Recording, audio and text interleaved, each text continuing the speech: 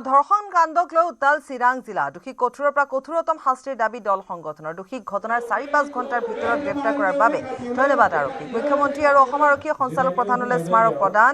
চিৰাঙত সংঘটিত হৈছিল নাবালিকা ধৰ্ষণৰ ঘটনা ধৰ্ষণৰ ভিডিঅ' ভাইৰেল কৰিছিল তিনি ধৰ্ষণকাৰীয়ে তদন্তৰ সময়তে পলাবলৈ চেষ্টা কৰোঁতে আৰক্ষীৰ এনকাউণ্টাৰ মূল অভিযুক্ত নাছিৰুলক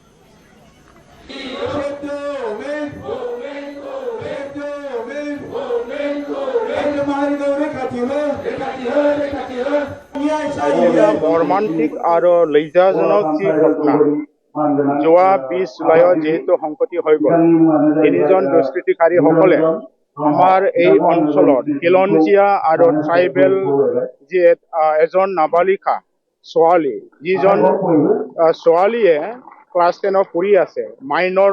এটা এজ এই ছোৱালীৰ ওপৰত এনেকে নিৰ্মমভাৱে যি ৰেপ কেছ এই ৰেপ কেছৰ ওপৰত সঠিক আমাৰ বিচাৰ আৰু ন্যায়ৰ বাবে আজি সকলো দল সংগঠন ছাত্ৰ ছাত্ৰীসকলে একত্ৰিত হৈ আজি আমি চৰকাৰৰ ওচৰত আমি দাবী জনাইছে যাতে দুষ্কৃতিকাৰীসকলে অতি সোনকালে আমাৰ পক্সৰ যি ব্যৱস্থা আছে আইনৰ এই আইনৰ ব্যৱস্থাৰ জৰিয়তে তেওঁলোকৰ ফাঁচি ওলোৱাই দিয়ে বা শাস্তি যি ব্যৱস্থা সেইটো চৰকাৰে আইনগতভাৱে লয় সেইটো কাৰণে আজি আমি চৰকাৰত আহ্বান কৰিছোঁ